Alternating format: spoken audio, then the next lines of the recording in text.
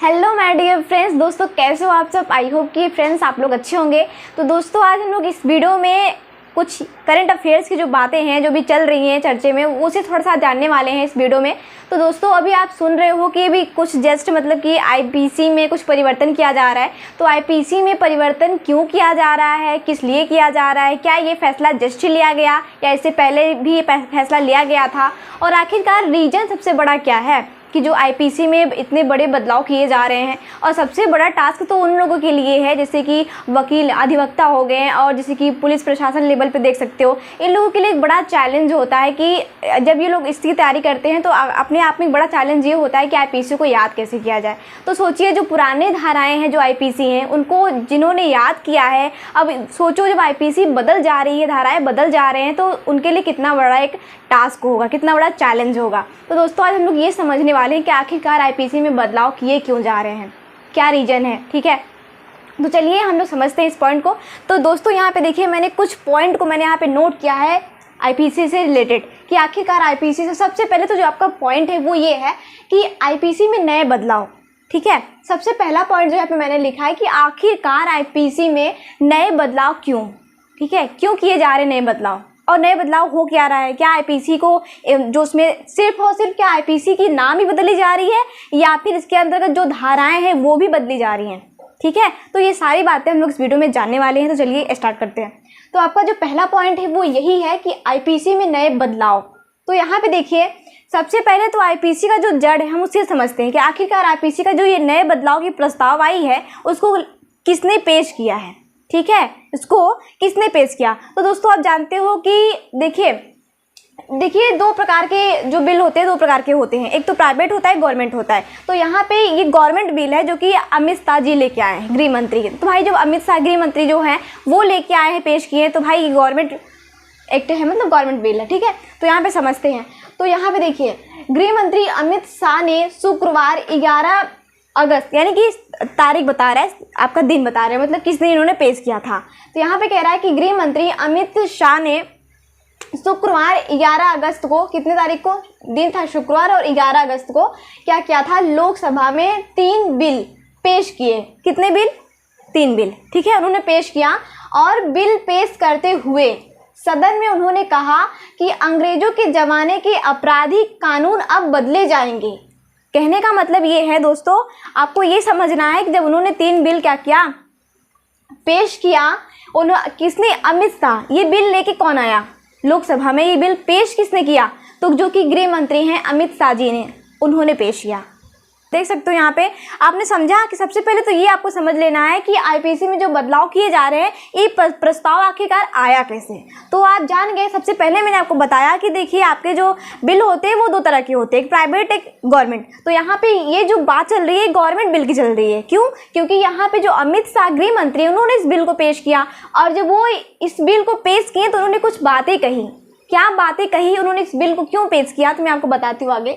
आप यहाँ पे समझो, यहाँ पे उन्होंने क्या कहा, बिल पेश करते हुए उन्होंने सदन में, सदन मतलब लोकसभा में जब बिल उन्होंने पेश किया है तो लोकसभा सदन में उन्होंने क्या कहा कि अंग्रेजों के ज़माने के जो आपराधिक कानून है अब उनको बदला जाएगा।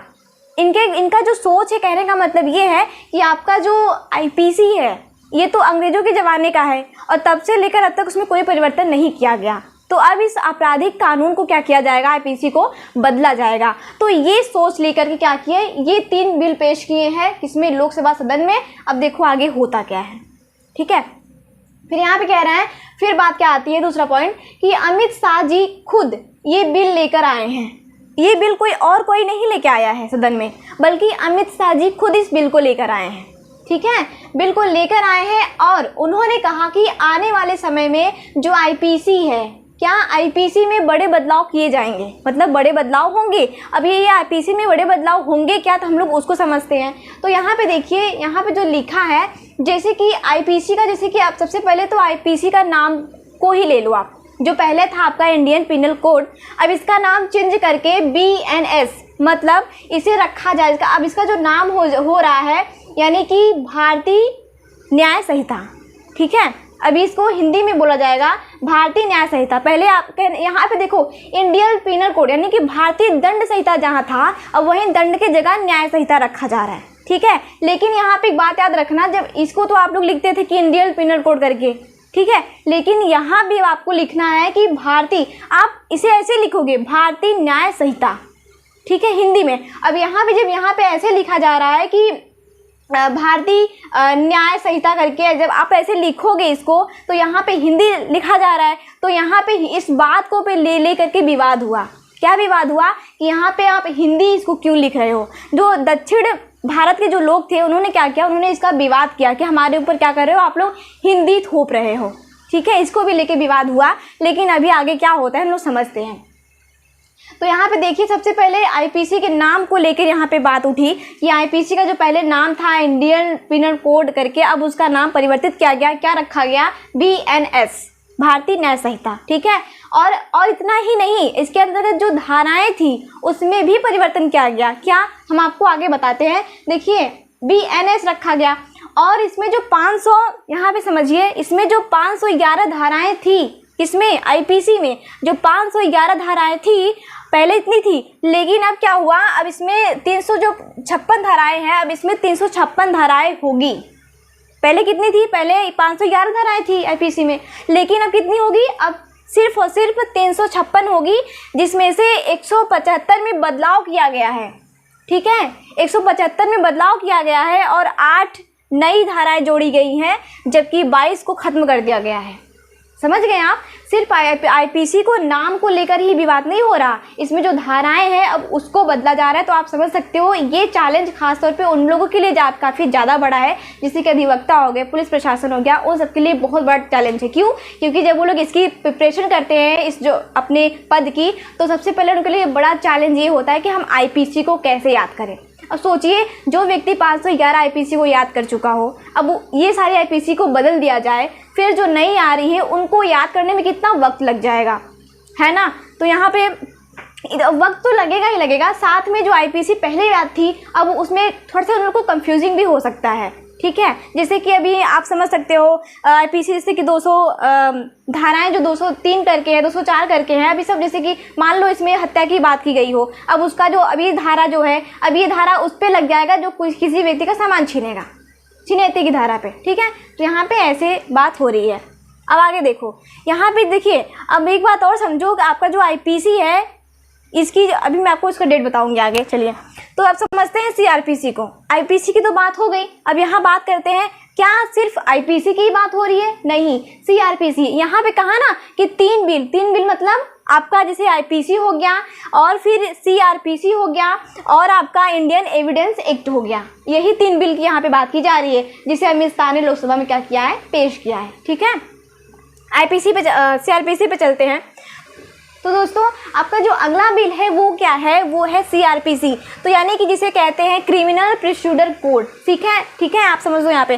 फिर इसका जो पहले था सीआरपीसी, अब सीआरपीसी को बदल दिया गया, क्या कर दिया गया, बीएनएस मतलब भारतीय नागरिक सुरक्षा संहिता, ठीक है।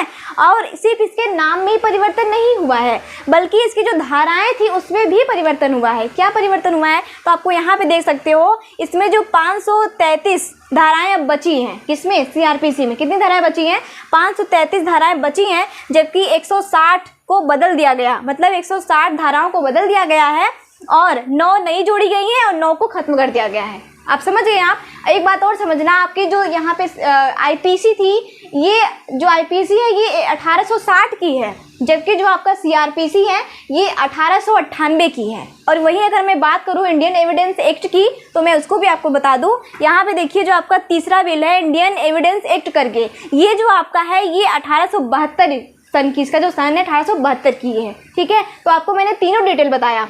जो आपका आईपीसी है वो 1860, ठीक है, और जहाँ पे सीआरपीसी है ये 1898 की है, जबकि आपका इंडियन एविडेंस जो एक्ट है ये 1872 की है, ठीक है। अब आगे आपको बता दें कि जो इंडियन एविडेंस एक्ट है इसमें क्या परिवर्तन हुआ। तो दोस्तों, आपका जो तीसरा है वो समझ लीजिए, वो है इंडियन एविडेंस एक्ट, मतलब इसका नाम क्या रखा गया, बीएसए मतलब भारतीय साक्ष्य अधिनियम, बीएसए। और सिर्फ इसके नाम में ही परिवर्तन नहीं किया गया, बल्कि इसके धाराओं में भी परिवर्तन किया गया। क्या?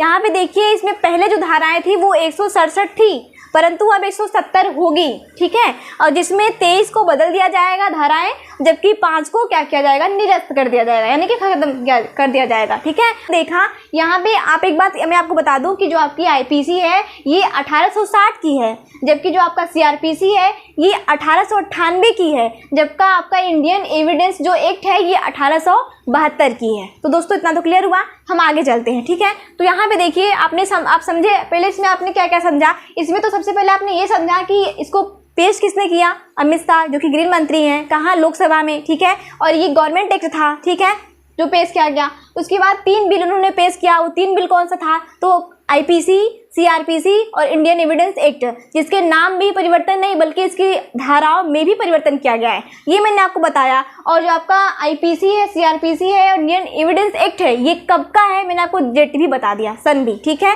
अब हम आगे चलते हैं कि अब आगे क्या चीज़ इसमें नेक्स्ट पॉइंट है। तो यहाँ पे जो आपका नेक्स्ट पॉइंट है वो क्या है हम समझते हैं। तो यहाँ पे जो आपका नेक्स्ट पॉइंट कह रहा है ये है कि आईपीसी में नए बदलाव क्यों किया जा रहा है।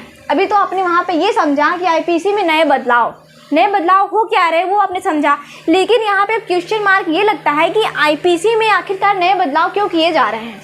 क्या जो पहले वाला आईपीसी था, जो पहले वाली धाराएं थी वो ठीक नहीं थी, क्या उसके प्रति जो यहाँ के लोग थे उनको क्या न्याय नहीं मिल रहा था। लेकिन नहीं, एक बात और समझिए, जो आपकी आईपीसी थी पहले तो था भारतीय दंड संहिता, इंडियन पिनल कोड। ठीक है, लेकिन अब क्या हुआ, अब हो गया है आपका न्याय करके।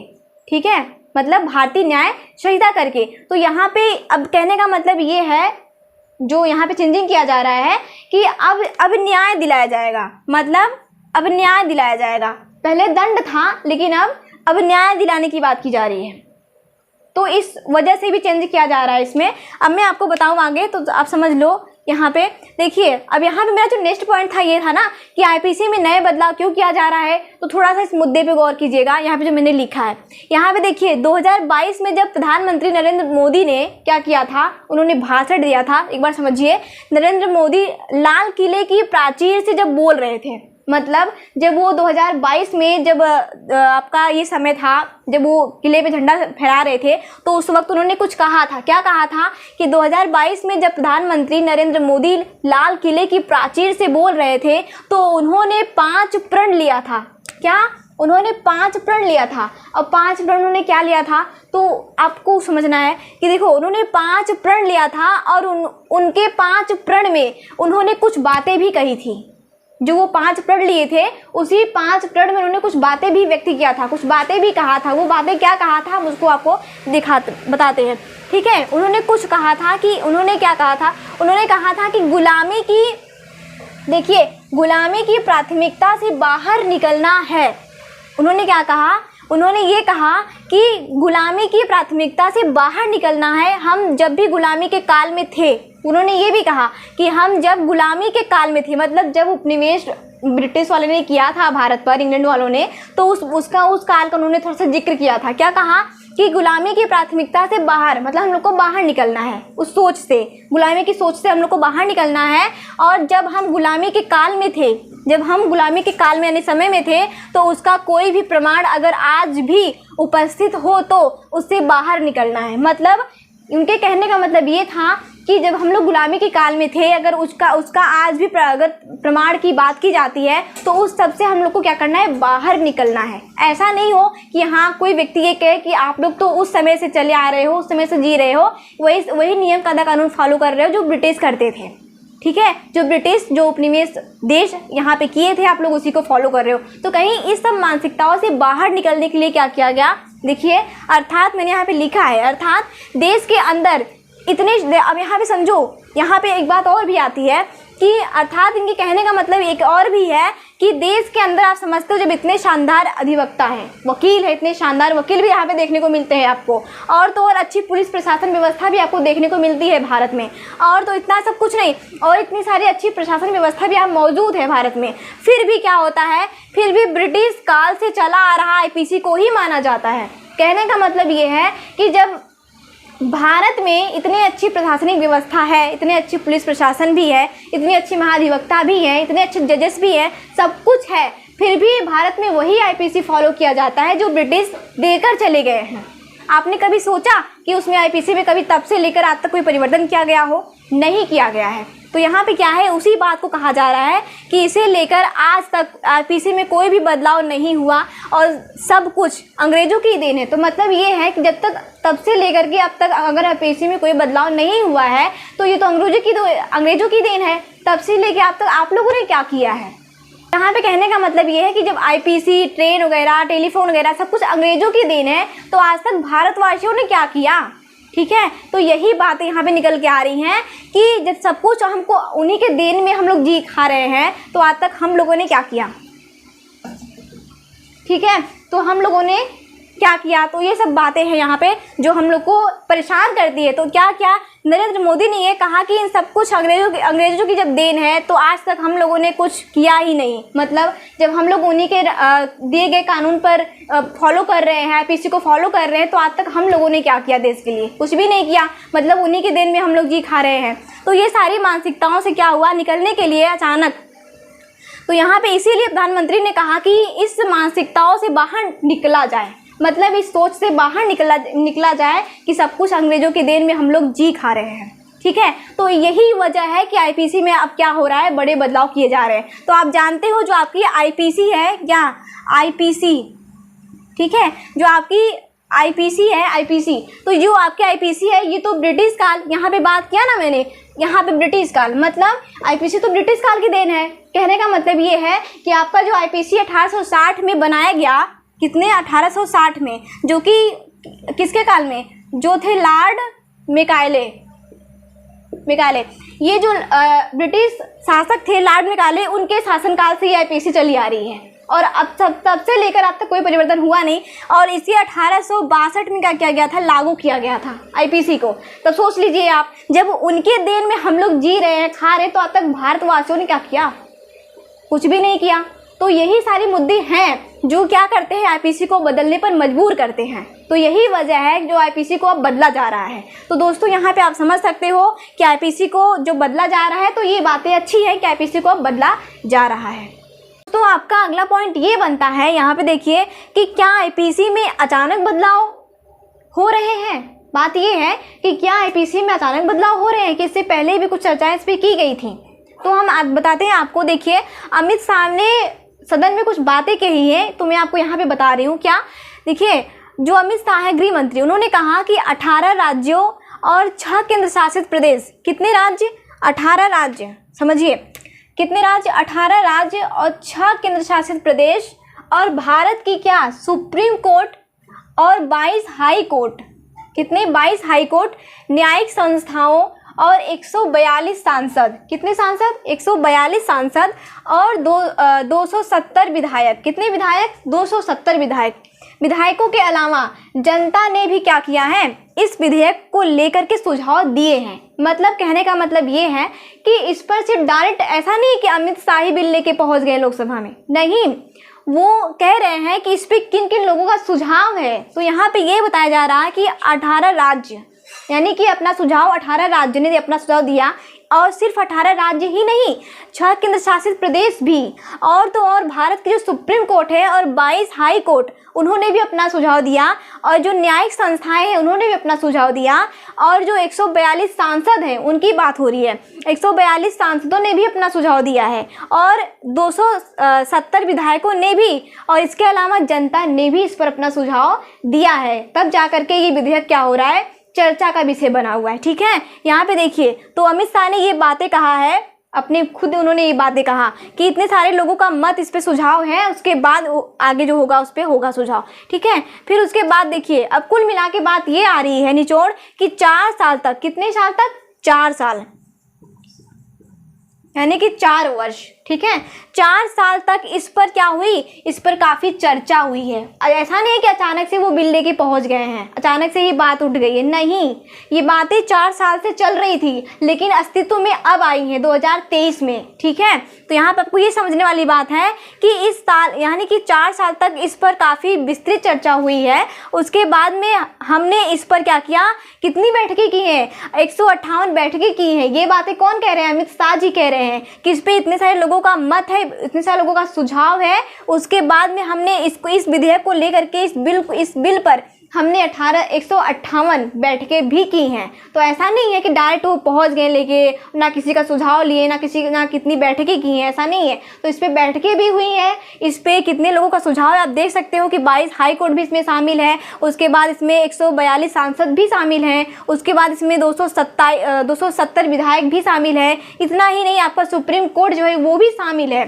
उसके बाद में आपके केंद्र शासित प्रदेश वो भी शामिल है, 6 केंद्र शासित प्रदेश, और 18 राज्य भी इसमें अपना सुझाव दिए हुए हैं। तो ये सारी बातें अमित शाह जी कह रहे हैं। तो दोस्तों आप यहाँ देख सकते हो। अब इसके बाद मैं आपको ये बताती हूँ। अब तो ये मैटर आप जान गए, यहाँ पे आपने 3 पॉइंट ये समझा कि आखिरकार आईपीसी में नए बदलाव क्यों किए जा रहे हैं। फिर उसके बाद मैंने यहाँ पे एक पॉइंट और लिखा था कि आखिर अचानक से यहाँ पे देख रहे हो कि अचानक बदलाव क्यों हो रहे हैं। तो ये आपका तीसरा पॉइंट था कि आखिरकार आईपीसी में अचानक से बदलाव क्यों हुआ। ठीक है, तो यहाँ पे अचानक से बदलाव हो रहे हैं, अचानक से बदलाव नहीं हो रहे हैं, बल्कि उससे पहले भी 4 साल से चर्चा हो चुकी है। यही बात मैं आपको समझाने की कोशिश कर रही हूँ कि यहाँ पे जो लिखा है कि क्या, यहाँ पे क्वेश्चन मार्क लगा है कि क्या आईपीसी में अचानक बदलाव हो रहा है। तो नहीं दोस्तों, इस पे 4 साल से चर्चा हो रही थी। और इतना ही नहीं, इस पे 158 बैठकें भी हो चुकी हैं। इस पे कितने लोगों ने अपना अपना मत दिया है वो भी मैंने यहाँ पे अंकित किया, आप देख सकते हो। ठीक है, तो दोस्तों अब इसके बाद आपका जो नेक्स्ट पॉइंट है वो ये है कि यहाँ पे जो आखिरकार गृह मंत्री अमित शाह जी ने जो बिल पेश किया है, एक बिल पेश कैसे किया जाता है, वो पास कैसे होता है, थोड़ा सा हम इस पे चर्चा करते हैं कि आखिरकार बिल, कोई भी बिल हो वो पास कैसे होता है। तो मैं यहाँ आपको वही बताने की कोशिश कर रही हूँ। देखो, अगर आप इसको समझ जाते हो तो आप यहाँ पे इसको समझने में आसानी रहेगी कि जो अमित शाह ने बिल पेश किया है वो पास कैसे होगा। तो बिल पास होते कैसे हैं हम आपको वो बताते हैं। ठीक है, तो ये तो क्लियर हुआ कि आखिर क्या अचानक से बदलाव हो रहा है। तो नहीं दोस्तों, इस पे 4 साल से चर्चा हो रही थी। ठीक है, तो आपको यहाँ पे थोड़ा सा ये समझ लेना है। अब मैं ये बताने जा रही हूँ कि आखिरकार बिल पास होता कैसे है, क्या बिल पास होता कैसे है। ठीक है, जो आपका नेक्स्ट पॉइंट है आप उसे समझ लो कि कोई भी बिल हो, बिल कैसे पास होता है। ठीक है, बिल कैसे पास होता है, ये जो पॉइंट है इसे तो मैं आपको विस्तृत से बताऊंगी। फिलहाल आपको मैं यहाँ छोटा सा मैं आपको सारांश बता रही हूँ कि बिल आखिरकार पास होता कैसे। ठीक है, तो यहाँ पे आपको समझ लेना है कि बिल, कोई भी बिल हो कैसे पास होता है। तो यहाँ पे देखिए, अब मैं आपको एग्जांपल बता रही हूँ कि जैसे मान लो कि यहाँ पे देखो एक बॉक्स बना रही हूँ मैं। ठीक है, अब मान लो इसमें तीन पार्ट मैंने बना दिया। ठीक है, अब जो नीचे वाला है मान लो ये हो गया लोकसभा, क्या ये हो गया लोकसभा। अब ये हो गया आपका राज्यसभा। ठीक है, और यहाँ पे जानते हो कि बैठे हैं राष्ट्रपति महोदय जी, ये हो गए कौन, राष्ट्रपति। ठीक है, अब देखो मैं आपको ये बता रही हूँ कि कोई भी बिल आता जब है तो पास कैसे होता है। अब मानो यहाँ पे लोकसभा, राज्यसभा और राष्ट्रपति हो गए। अब देखो यहाँ पे कोई बिल यहाँ से आया किसमें, लोकसभा में। ठीक है, अब मानो कि जो अमित शाह ने बिल पेश किया है वो कहाँ पेश किया है, लोकसभा में पेश किया है। तो ये मैं आपको ये बता रही हूँ कि मानो कि अमित शाह जी यहाँ पे एक बिल लेके आए हैं, कोई भी बिल हुआ यहाँ लोकसभा में पेश हुआ है। अब ये समझो जब लोकसभा में से 6/10, ठीक है, सॉरी 10, ठीक है, तो कहने का मतलब ये है जब यहाँ से ये बिल बहुमत के साथ क्या होता है, पारित हो जाता है। जब यहाँ पे लोकसभा में मानो एक बिल आया, मैंने आपसे कहा कि यहाँ पे एक बिल आया है। ठीक है, कोई भी बिल पेश कैसे होता है आप वो समझो। यहाँ पे कोई बिल आया कहाँ, लोकसभा में। अब लोकसभा में से मानो कि 10 सदस्य हैं और 10 में से 6 ने अपना बहुमत दे दिया है उस बिल के प्रति। ठीक है, तो यहाँ पे जब 6 बहुमत मिल चुका है, बहुमत में है ये बिल, तो अब यहाँ से कहाँ जाएगा, अब यहीं से ये बिल जाएगा यहाँ पे राज्यसभा में। ठीक है, कितना, अब राज्यसभा में जाएगा। अब यहाँ पे देखो जब राज्यसभा में जा रहा है तो यहाँ पे हो जाएगा आपका, लेकिन एक बात समझो, राज्यसभा में ये बिल गया कैसे, तो यहाँ पे जो बहुमत था ये 6 लोग थे, यही लोग लेके गए हैं। ठीक है, यही लोग लेके गए हैं। अब यहाँ पे ये समझो जैसे कि हो गया आपका 4/6।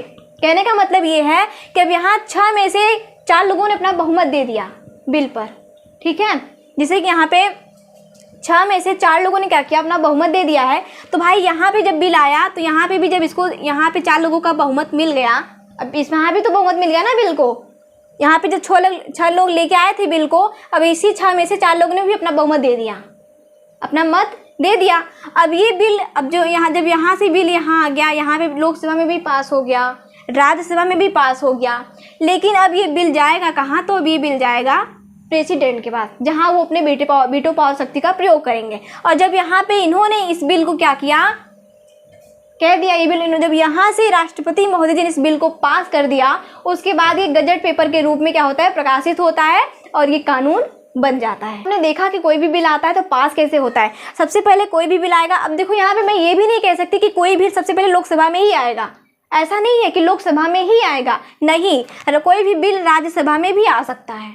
लेकिन मैं आपको अगर धन विधेयक की बात करूँ, जो धन विधेयक होता है वो, लेकिन उसका कंफर्म है कि लोकसभा में ही पेश होगा सबसे पहले, ठीक है। और वैसी बात है तो कोई भी विधेयक आ सकता है, लेकिन अभी जो बिल पास हुआ है, गृह मंत्री अमित शाह जी ने पेश किया है, वो तो लोकसभा में उन्होंने किया है। अब मानो यहाँ पे कोई भी बिल आया, फिर यहाँ से अगर यहाँ पे जैसे कि 10 में से 10 सदस्य हैं, 10 में से 6 ने अपना बहुमत दे दिया बिल के प्रति, तो वो बिल आगे जाएगा राज्यसभा में। और वहाँ पे भी अगर 6 में से 4 ने अपना बहुमत दे दिया है, तो वो बिल जाएगा किसके पास? राष्ट्रपति के पास। और राष्ट्रपति अपना वीटो पावर का प्रयोग करेंगे। उसके बाद क्या करेंगे, वही जो बिल होगा वो गजट पेपर के रूप में प्रकाशित होगा और वो कानून का अंग बन जाएगा, यानी उसे लागू कर दिया जाएगा, ठीक है। तो ऐसे बिल, कोई भी बिल हो, ऐसे पास होता है बिल। और यहाँ पे समझो, जहाँ पे राष्ट्रपति हैं, लोकसभा है, राज्यसभा है, आप जानते ही हो कि संसद के तीनों क्या हैं, अंग हैं, ठीक है, अंग है, जहाँ पे सारी प्रक्रियाएं की जाती हैं।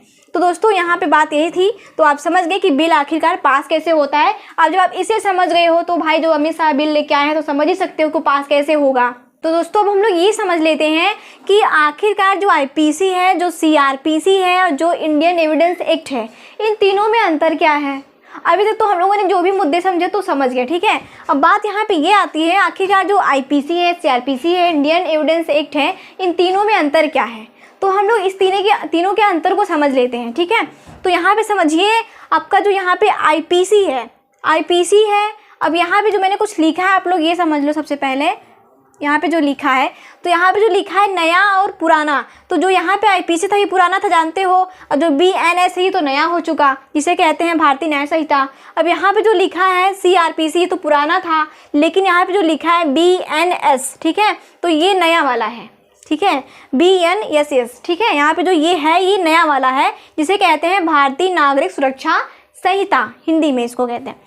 फिर यहाँ पे जो पुराना वाला है ये तो था आपका इंडियन एविडेंस एक्ट, ये पुराना था, लेकिन अब जो नया है वो है क्या, BSA, यानी कि भारतीय साक्ष्य अधिनियम। अब ये तो समझ गए हम लोग। अब हम लोग ये समझते हैं कि इन तीनों में अंतर क्या है। तो दोस्तों मैं आपको एक एग्जाम्पल बता रही हूँ कि देखिए, अगर कोई अपराध, मानो कि मैंने कोई अपराध किया है, ठीक है, मैंने कोई, ऐसे कहते हैं कि मैंने किसी का मर्डर किया है। अब मैंने किसी का मर्डर किया है, तो मैंने क्या किया है, क्या किया है, ये बताएगा आईपीसी। मतलब ये बताएगा आईपीसी मैंने क्या किया है। तो आईपीसी कहेगा मैंने क्राइम किया है।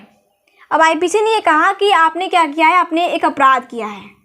क्या आप एक अपराध किए हो, आप एक क्राइम किए हो। ये तो किसने बताया, आईपीसी ने बताया। लेकिन अब यहाँ पे जो सीआरपीसी है, सीआरपीसी ये क्या करेगा, अब इसे रुको मैं बताती हूँ।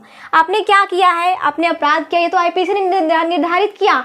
लेकिन अब जो इस अपराध के प्रति सबूत इकट्ठा किया जाएगा, ठीक है, यानी कि जो मैंने क्राइम किया, उस क्राइम के प्रति जो भी प्रमाण, जो भी सबूत इकट्ठा किया जाएगा, वो कौन करेगा, वो करेगा BSA, जिसे कहते हैं इंडियन एविडेंस एक्ट, मतलब जो पुराना वाला सिस्टम था वो।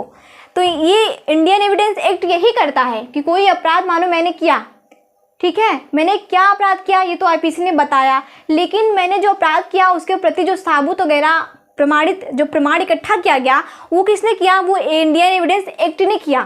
अब सीआरपीसी क्या करेगा, अब देखो, मानो कि मैंने ये अपराध अपने घर पे नहीं किया है, बाहर किया है, ठीक है, मैंने अपराध बाहर किया है। अब वहाँ से मुझे वो लेके आएंगे, चाहे वो जेल में लेके जाए मुझे, चाहे जहाँ लेके जाए, लेकिन जिस स्थान पे मैंने अपराध किया है, अगर वहाँ से वो मुझे मानो कि जेल लेके जा रहे हैं या फिर मुझे वो गिरफ्तार करके लेके जा रहे हैं, तो रास्ते में मेरे साथ वो क्या सलूक करेंगे, ये बातें कौन करता है, ये बातें सीआरपीसी निर्धारित करती है कि आपके साथ अब किया क्या जाएगा, ठीक है। तो कहने का निचोड़ ये है कि आप अगर कोई अपराध करते हो तो अपराध निर्धारित करेगा आईपीसी। अब आपके साथ किया क्या जाएगा ये भी निर्धारित करेगा कौन, सीआरपीसी। लेकिन आपके साथ जो भी प्रमाण, जो भी सबूत इकट्ठा करने का जो बात होगा, वो करेगा इंडियन एविडेंस एक्ट। ठीक है, तो ये ही तीनों में अंतर यही है। आप समझ गए? आई होप कि दोस्तों आपको समझ में आ गया होगा कि यहाँ पे जो आईपीसी है, सीआरपीसी है, इंडियन एविडेंस एक्ट है, इसमें अंतर क्या है। तो मैंने आपको एग्जाम्पल के माध्यम से समझाया। आई होप कि दोस्तों आपको समझ में भी आया होगा जो कुछ भी मैंने पढ़ाया। अगर नहीं भी आया तो आप लोग कमेंट में पूछ लेना, मैं आपको फिर से बता दूंगी। ओके दोस्त, हम फिर मिलते हैं नेक्स्ट वीडियो में। Thank you so much.